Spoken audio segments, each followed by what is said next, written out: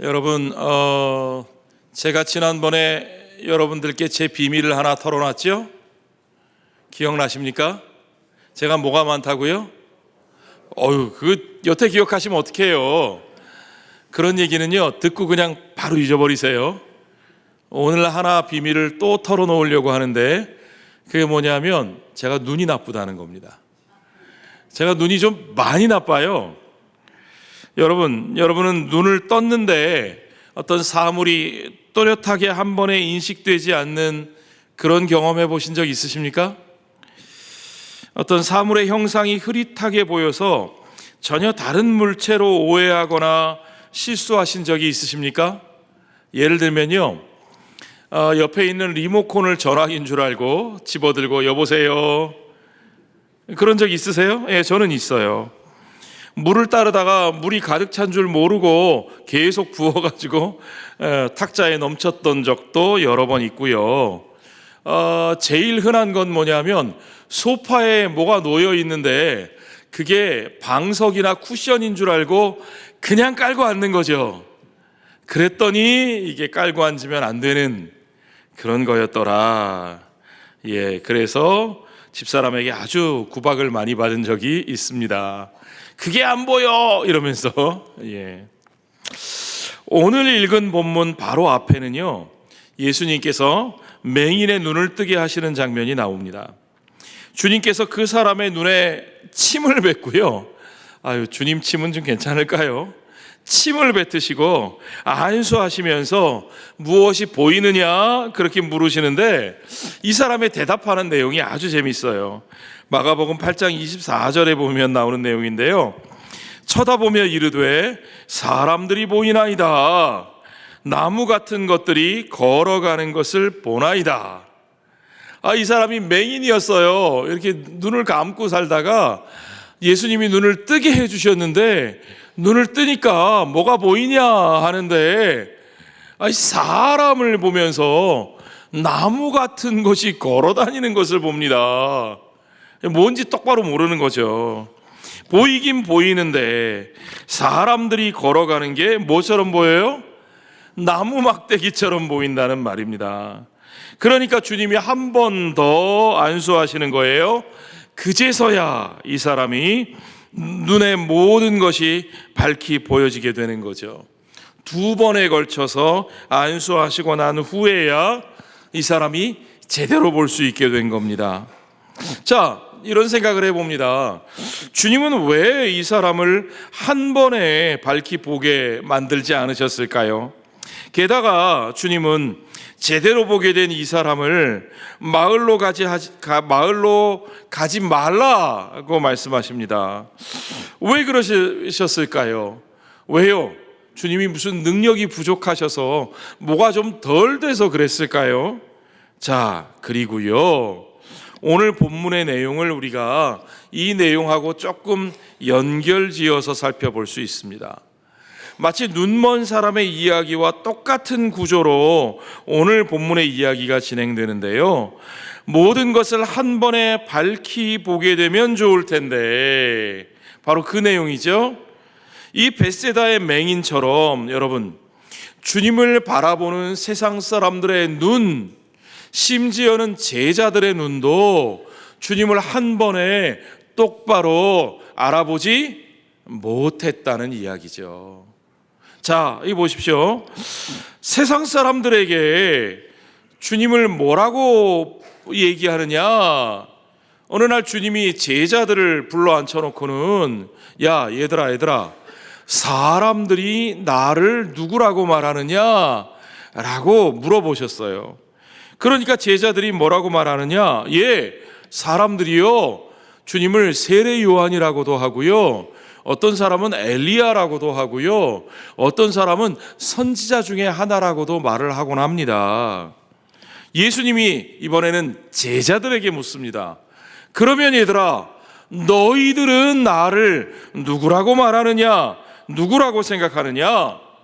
그러니까 베드로가요, 제자들 중에 마치 내가 그래도 대표지, 반장이니까 내가 대답을 해야지 라고 말하는 것처럼 나서면서 주님은 그리스도십니다 라고 대답을 했다는 거죠. 자, 여러분 보십시오. 마치 이 벳세다의 맹인이 눈을 처음 뜨고 눈앞에 뭐가 돌아다니는데 이게 사람인지 나무 막대기가 걸어다니는 건지 헷갈리는 것처럼, 사람들은 예수님을 보면서 이분이 도대체 누군가, 주님을 보긴 보는데 주님이 눈에 들어오긴 한데 뭔가 대단한 분 같아 보이기는 하는데 이분이 세례 요한인지 엘리야인지 그저 어떤 선지자인지 그저 제대로 볼 줄 모릅니다. 그저 자기 눈에 보이는 대로, 자기들이 아는 대로 판단하는 거지요. 그런데 제자들은요, 이제 맹인 신세는 조금 벗어난 것 같아요. 세상 사람들하고는 조금 다른 것 같아요. 그렇죠? 베드로가 뭐라고 말했다고요? 주는 그리스도십니다. 여러분, 그리스도라는 말은 무슨 말입니까? 그리스도라는 말은 히브리 말 메시아라는 말을 헬라어로 번역한 말입니다. 메시아라는 말은 무슨 말입니까? 메시아는 기름 부음을 받은 자, anointed person이라는 말입니다. 그러면 1세기 당시 유대인들에게 이 기름 부음을 받은 자, 메시아라는 말은 어떤 뜻으로 사용됐습니까? 이 말은 곧 그들이 기다리던 다윗의 자손, 다윗의 왕권을 회복할 그 왕을 뜻하는 거였습니다. 자기 민족을 구원하고 하나님의 나라를 이루어 줄 약속된 왕을 의미하는 말이 곧 메시아라는 말이었습니다. 그래서요, 그 시대의 이 말은 굉장히 정치적인 의미를 담고 있었던 말이었죠. 사람들의 말하는 것과 제자들의 고백은 완전히 차원이 다른 것이었습니다. 사람들이 언급한 이름들, 세례 요한, 엘리야, 무슨 선지자들, 이런 이름들은요, 하나님의 나라를 예언했던 사람들입니다. 하나님의 나라를 준비하라고 경고했던 사람들입니다. 그러나 여러분, 그리스도, 메시아라는 말은 전혀 차원이 다릅니다. 그 나라를 준비하라, 그 나라를 경고했던, 예언했던 정도가 아니라 그 나라 자체가 이루어졌다는 겁니다. 그가 그리스도라는 말은 그가 왕이라는 겁니다. 왕의 오심을 준비한 여러 사람 중에 하나가 아니라 이분이 바로 왕이시라는 말입니다. 그러니까요, 베드로는 지금 굉장히 중요한 고백을 하고 있으면서도 굉장히 위험한 고백을 하고 있는 거죠. 더구나 여러분 생각해 보세요. 오늘 본문의 첫 절에 보니까 지금 이 대화를 나누고 있는 곳이 어디라고요? 빌립보 가이사랴. 가이사랴라는 말이 무슨 뜻이에요? 가이사랴는 시저리아, 말 그대로 케사르, 가이사를 위해 세워진 동네. 그러니까 가이사가 보낸 총독이 직접 다스리는 가이사의 통치가 가장 심하게 강력하게 이루어지고 있는 도시, 그 도시가 바로 빌립보 가이사랴 빌립보입니다. 그곳을 지나가면서 베드로가 이런 얘기를 하는 거예요. 주님은 메시아십니다. 주님은 다윗의 자손, 주님은 왕이십니다. 자, 이게 얼마나 용감한 고백입니까? 대단한 고백이죠. 그런데요, 주님은 이 고백을 들으시고 칭찬하시면서 가서 널리 알려라. 이제 때가 되었다. 이제 우리들이 이 나라를 해방시킬 때가 되었다. 라고 말하시는 게 아니고요. 칭찬하시긴커녕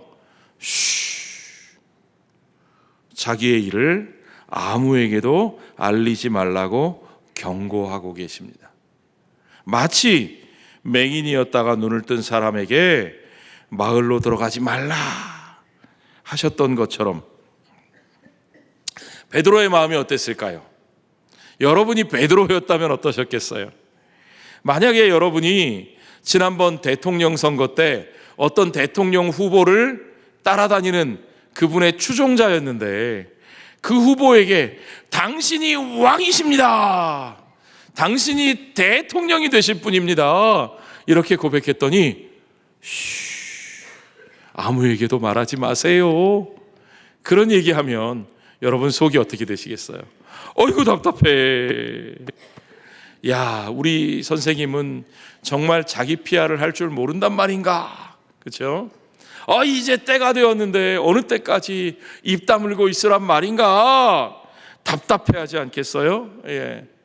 그런 지도자를 모시고 정치하려면 힘들겠죠. 예. 아마 베드로의 마음이 그랬을 것 같아요.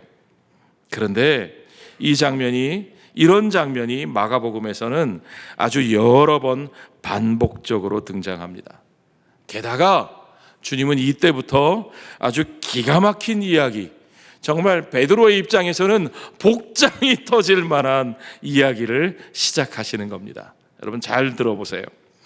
31절을 한번 보십시오. 주님이 도대체 무슨 얘기를 하시는지 같이 읽어볼까요? 인자가 많은 고난을 받고 장로들과 대제사장들과 서기관들에게 버림받아 죽임을 당하고 사흘 만에 살아날 것을 비로소 그들에게 가르치시되, 비로소 이때부터 비로소 주님이 갑자기 전에 안 하시던 소리를 하셨다는 거예요.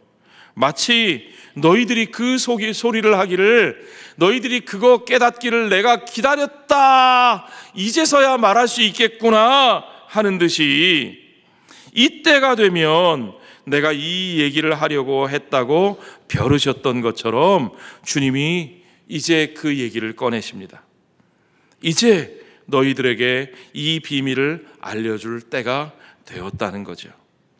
사실 나는 이쯤 되면 여러분 긴장되지 않으세요? 네. 보통 이렇게 드라마 같은 데 보면 출생의 비밀을 이야기할 때, 이제 때가 되었구나, 내가 너희들에게 이제야 말할 수 있게 되었다, 사실 나는 너의 생모가 아니었다. 드라마에 보면 그죠? 출생의 비밀 이런 얘기하는 것처럼 사실 나는 주님이 하시는 얘기가 뭡니까? 사실 나는 고난을 받고 버려지고 죽임을 당하고, 누구에게? 장로들과 대제사장들과 서기관들에게. 이게 무슨 말입니까? 여러분, 제자들은 그런 순간을 기다린 게 아니에요. 제자들은 주님이 예루살렘에 들어가시기만 하면 이제는 주님이 사람들에게 인기를 얻고 사람들에게 인정을 받고, 그래서 서기관들과 장로들과 대제사장들, 이 사람들 어떤 사람들이에요?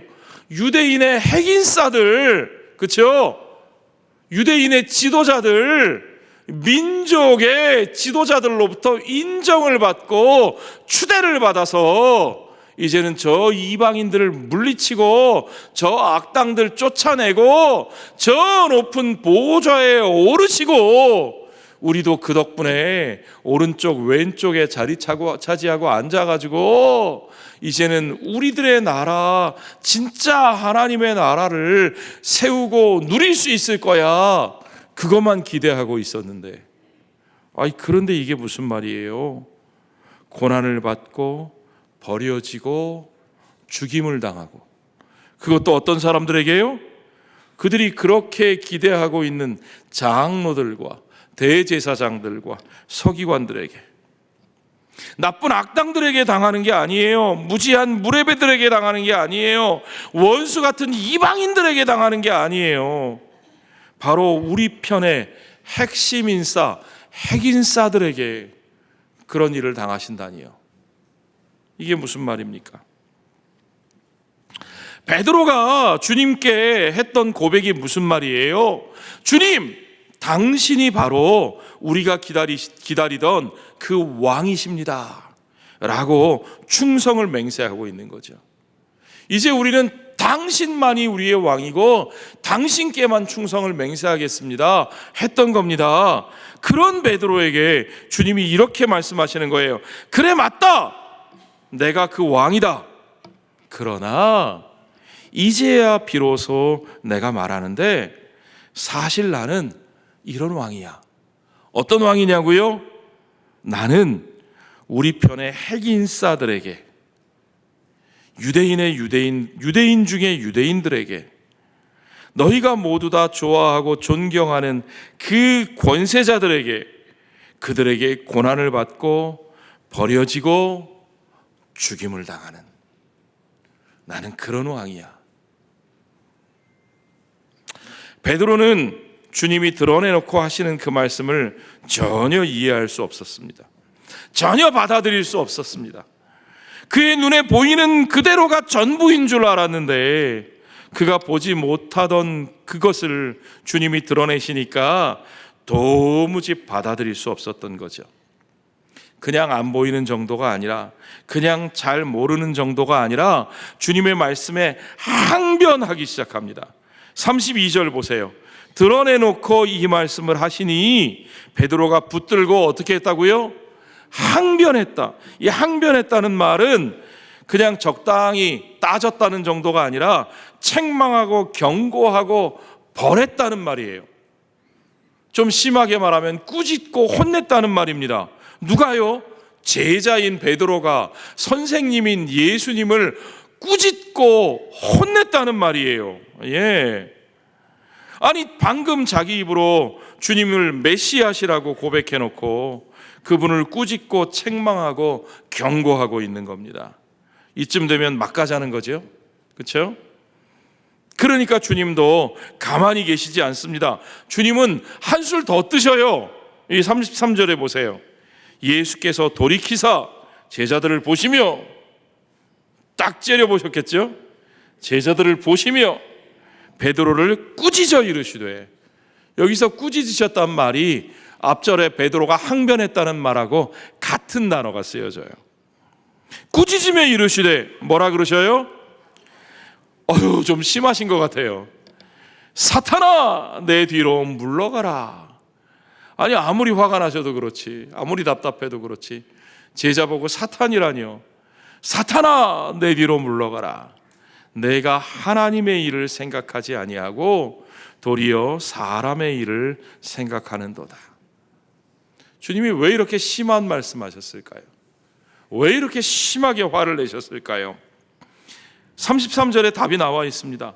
하나님의 일을 생각하지 않고 도리어 사람의 일을 생각했기 때문에, 그의 머릿속에 잔뜩 들어있는 것이 하나님 나라의 일이 아니고 사람의 생각으로 가득 차 있기 때문에. 자, 그러면 도대체 하나님의 일은 어떤 것입니까? 여러분, 하나님의 일, 예수님께서 하셔야 할 하나님의 일이 어떤 것인지 우리는 이미 알고 있습니다. 그것은 고난과 죽음과 부활을 이루는 일입니다. 아멘. 그렇습니다.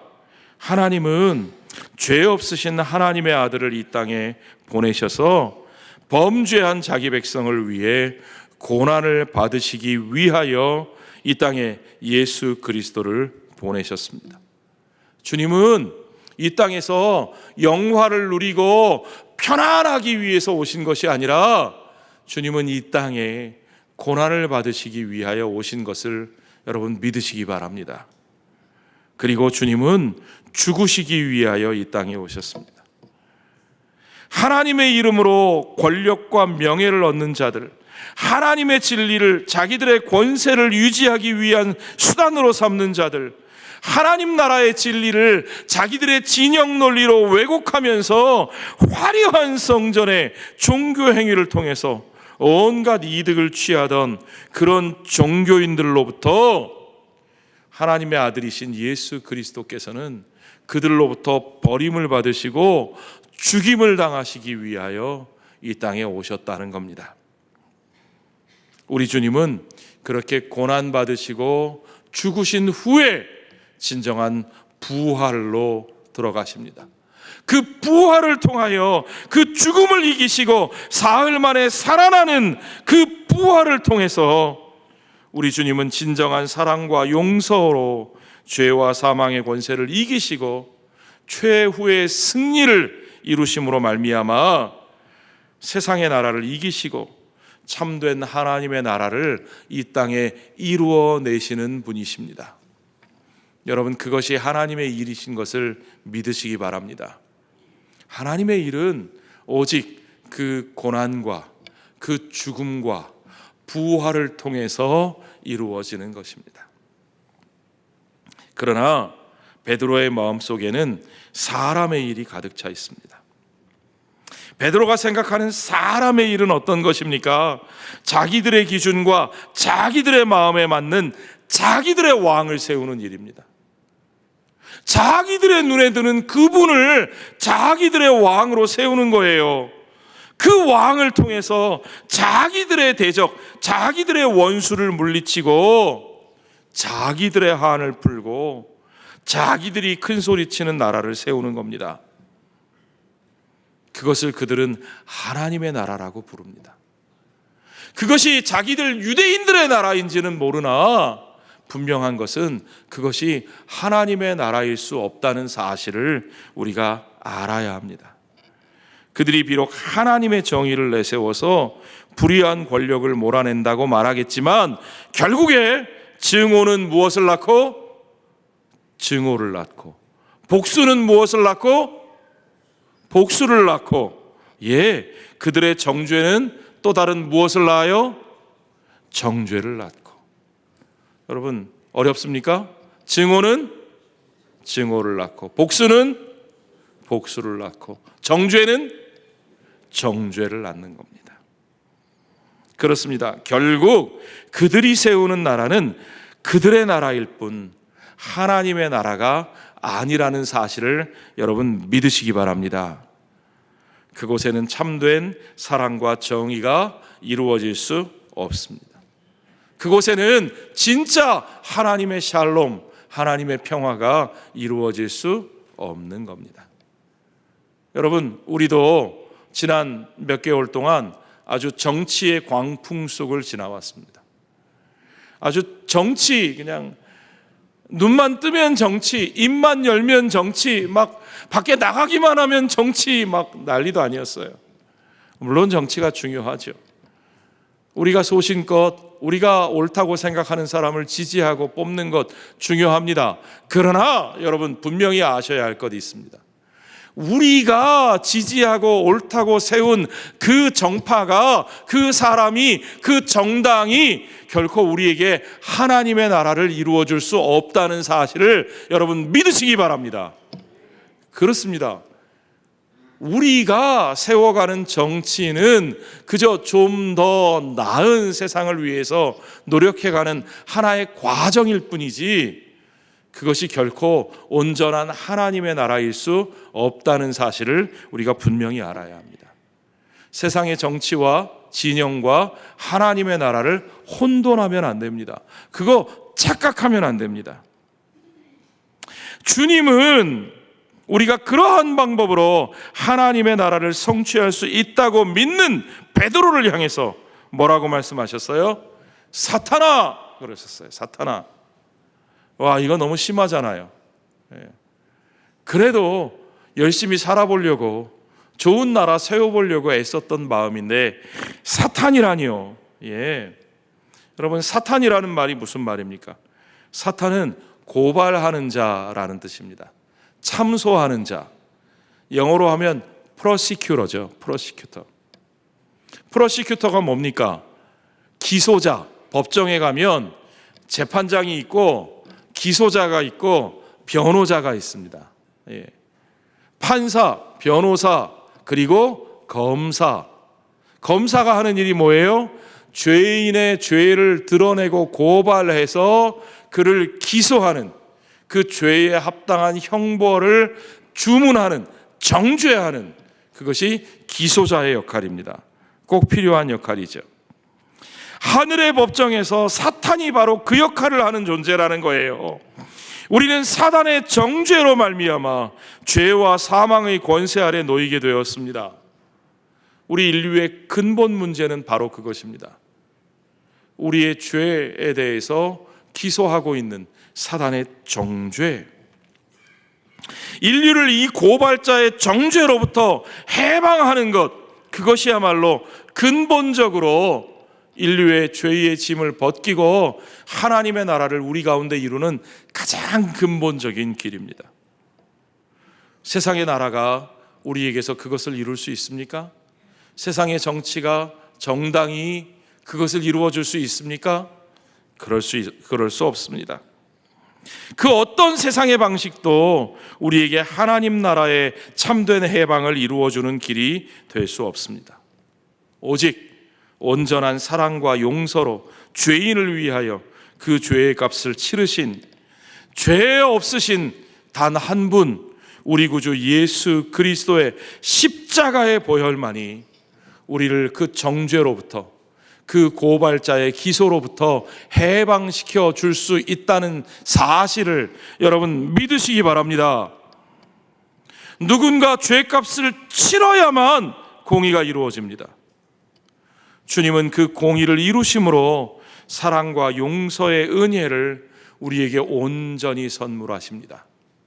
그러므로 주님이 치르시는 그 공의, 주님이 이루시는 그 공의는 오직 우리의 죄값을 치르시는 주님의 고난의 십자가, 주님이 흘리신 그 보혈을 통해서만 우리 가운데 이루어질 수 있다는 사실을 여러분 믿으시기 바랍니다. 그러므로 하나님의 일은 오직 주님의 고난과 십자가를 통해서만 우리에게 이루어질 수 있습니다. 그러므로 하나님의 일을 생각하지 아니하고 사람의 일을 생각하면서 그 십자가 외에, 그 고난과 십자가 외에 다른 길을 앞세우는 자는 결코 하나님 나라의 그 구원의 역사를 이루어낼 수 없다는 사실을 여러분 믿으시기 바랍니다. 주님은 바로 그 말씀을 하고 계십니다. 그러면서 주님은 그의 제자인 베드로에게 사탄아, 내 뒤로 물러가라 말씀하십니다. 자, 여러분, 내 뒤로 물러가라는 주님의 이 말씀이 너무나 중요합니다. 베드로는 이미 처음 주님이 그를 부르실 때 내 뒤로라는 주님의 말씀을 들었었습니다. 어디서 그 말씀을 들었는지 한번 볼까요? 마가복음 1장 17절에 보면 이런 말씀이 나옵니다. 예수님께서 베드로를 처음 부르실 때 하신 말씀입니다. 예수께서 이르시되 나를 따라오라, 따라오라. 이 따라오라라는 말씀, 사실은 follow behind me, 내 뒤로 따라오라. behind me, 영어로 표현하면 이렇게 되죠. behind me. 그게 바로 헬란 말의 오피조무라고 하는 표현입니다. 내 뒤로 따라오라. follow behind me, 내 뒤로 따라오라. 우리말 성경에는요, 그냥 나를 따라오라 이렇게만 번역이 되어 있어서 잘 느낌이 오지 않는데, 내 뒤로 따라오라, follow behind me가 중요한 겁니다. 주님은 그 말씀과 똑같은 표현을 하시면서 베드로에게 사탄아, 내 뒤로 물러가라 라고 말씀하십니다. 똑같은 단어가 사용되고 있어요. 휘파게, 오피조, 무. 휘파게는 get, 영어로 get에 해당되는, 그러니까 get behind me, 내 뒤로 가라, go behind me 정도로 해석하면 되는 말입니다. 오피조, 무, 내 뒤로. 중요한 표현은 내 뒤로라는 거죠. 이 우리말 번역에는 이게 드러나지 않아요. 내 뒤로. 주님은 그의 제자인 베드로에게 내 뒤를 따르라고 말씀하시며 불렀던 그 제자에게 똑같이 그 말씀을 하시면서 그러나 그 앞에 사탄아 내 뒤로 물러가라 라고 말씀하고 계십니다. 이게 중요합니다. 여러분, 주님의 제자가 된다는 것, 주님의 뒤를 따른다는 것은 도대체 어떤 말입니까? 주님은 그 뒤를 따르는 사람들에게 사람을 낚는 어부가 되게 하리라 하고 말씀하셨습니다. 근데 여기서 중요한 건, 사람을 낚는 어부 너무 좋겠어. 내가 사람들을 낚아 꿰가지고 사람들을 내 손에 잡고 내 마음대로 쥐고 흔드는 높은 사람, 힘 있는 사람, 유명한 사람, 인기 있는 사람이 되게 하시려는 건가 봐. 그러나 여기서 중요한 건 그게 아닙니다. 중요한 건 그들이 낚는 그 사람이 그들의 것이 되게 하시겠다는 말씀이 아닙니다. 우리는 주님의 일을 위해서 부르심을 받았습니다. 우리는 그들을 낚아서 내 것으로 삼고 내 배를 채울 낚시 라이센스를 받은 사람들이 아닙니다. 주님이 이제서야 그분을 따르는 것이 무엇인지 그 제자 베드로에게 그 실체를 보여주고 계신 거죠. 그 말씀이 34절에 나옵니다. 같이 한번 읽어보시죠. 무리와 제자들을 불러 이르시되 누구든지 나를 따라오려거든 자기를 부인하고 자기 십자가를 지고 나를 따를 것이니라. 여러분, 주님을 따른다는 것은 자기를 높이는 일이 아니라 거꾸로 자기를 부인하는 일입니다. 주님처럼 자기 십자가를 지고 고난을 받고 버림을 받고 결국에는 죽임을 당하는 길로 걸어가는 겁니다. 무엇을 위해서요? 죄인을 구원하기 위해서. 나를 모함하고 배반하고 배척하는 자들을 위해서. 의인을 위해서가 아닙니다. 내 마음에 드는 사람을 위해서가 아닙니다. 내가 사랑하는 내 가족을 위해서가 아닙니다. 죄인을 위해서요. 죄인을 위해서. 죄인이 어떤 사람들입니까? 미운 사람, 꼴 보기 싫은 사람, 정말 나를 모함하고 배반하고 배척하는 그들, 내가 그렇게 미워하는 그들, 저쪽 동네 사람들, 내 반대편에 서 있는 그들, 내가 파란색이면 빨간색, 내가 빨간색이면 파란색, 뭐든지 꼴보기 싫은 그들. 여러분, 정치의 광풍에 휩쓸릴 때 그런 경험 해보지 않으셨어요? 왠지 내가 빨간색이면 저쪽 파란색에서 하는 건 다 싫어, 다 미워. 왠지 내가 파란색이면 저쪽 빨간색에서 하는 건 아무리 좋은 얘기라도 다 듣기 싫어. 아마 나도 모르게 그런 느낌이 드는 걸 여러분 경험하셨을 거예요. 그런데 주님이 죄인을 위하여 자기 목숨을 내어준다는 말씀은 무슨 뜻입니까?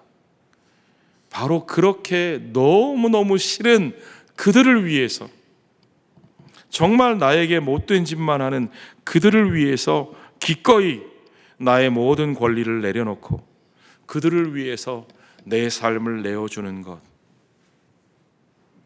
여러분, 주님을 따르는 제자의 길이 바로 그런 길이라고 저와 여러분에게 말씀하고 계신 것입니다. 그래야 우리는 진정으로 사람을 낚는 어부가 될 수 있습니다. 그래야 우리는 진정으로 사람을 구원하는 그런 삶을 살 수 있습니다. 그래야 우리는 진정으로 나 자신을 구원할 수 있고, 그리고 우리의 이웃과 하나님이 내게 맡기신 그들을 구원할 수 있습니다. 이 땅에 죽어가는 사람들의 생명을, 그들을 정죄하는 자의 손으로부터 구원할 수 있는 것을 여러분 믿으시기 바랍니다. 내 권리를 주장하고 내 계획을 앞세우는 것은 그저 사람의 길일 뿐입니다. 우리 편을 앞세우고 우리 편 똘똘 뭉쳐서 저 상대편을 짓누르고 우리 편의 나라를 세우는 것, 그건요 사람의 생각이고 사람의 길입니다. 그런 것으로 절대로 하나님의 나라가 이루어질 수 없습니다. 나를 부인하고 내게 맡기신 십자가를 지고 묵묵히 우리 주님 걸어가신 그 뒤를 따르는 것이 하나님의 생각, 하나님의 길인 것을 여러분 믿으시기 바랍니다. 오직 그 길만 따라가시기 바랍니다. 그래야 우리가 살고, 그래야 우리에게 맡기신 이웃들이 살고, 그래야 우리에게 맡기신 이 세상에 진정한 생명이 열매 맺을 수 있는 것을 여러분 믿으시기 바랍니다. 그 길 외에는 다른 길이 없습니다. 그 길 외에는 진짜 생명의 길이 세상 가운데 없습니다. 그래서 주님은 그의 제자들에게 분명하게 말씀하십니다. 오늘 본문의 35절 말씀 여러분 같이 읽어보시죠. 누구든지 자기 목숨을 구원하고자 하면 잃을 것이요, 누구든지 나와 복음을 위하여 자기 목숨을 잃으면 구원하리라. 아멘. 그렇습니다. 여러분, 그것을 알고 믿고 주님이 걸어가신 그 길, 주님보다 앞서가는 것이 아니라 주님의 앞에 서서 내 의욕과 내 생각과 내 계획을 세워놓고 주님 앞에서 뛰어가는 것이 아니라 주님의 뒤에서, 오피조무, 주님의 뒤에서 고난받으시고 버림받으시고 죽임당하신 주님의 뒤에서 주님이 걸어가신 그 길을 걸어가야 주님의 제자입니다. 주님의 앞장서서 주님 앞에서 내 생각대로 살아가면, 내 계획대로, 내 편대로 살아가면 그건 주님의 제자가 아닙니다.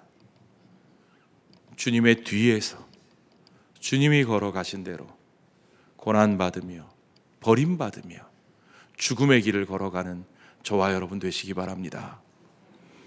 여러분, 주님의 제자들, 제자라는 말을요, 헬란 말로는 마테투스 그럽니다. 마테투스.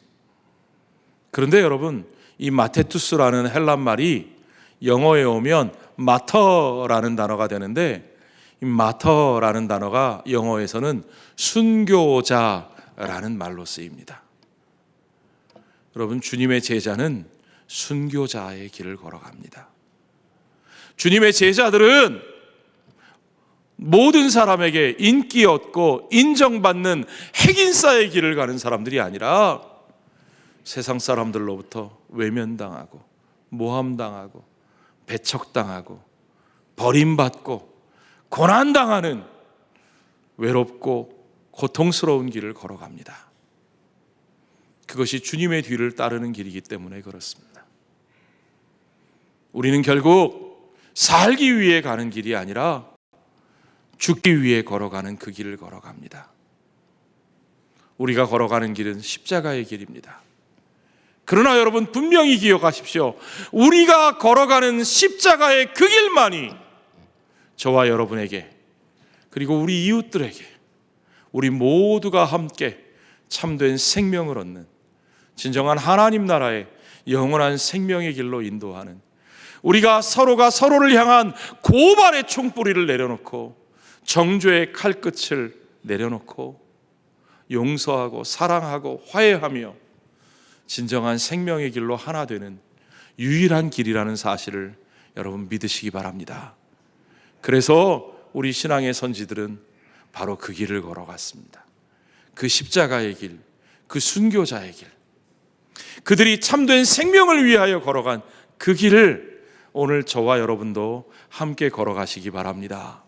우리들에게 주신 그 길, 우리 주님의 뒤에 서서 고난받고 버림받고 죽임당하는 그 길, 그러나 그 십자가의 그 놀라운 죽으심으로 말미암아 죽으시고 다시 살아 영원한 부활의 생명을 우리에게 허락하신 주님의 나라, 진정한 하나님의 나라를 온전히 이루어내는 저와 여러분의 삶이 되기를 주의 이름으로 축원합니다.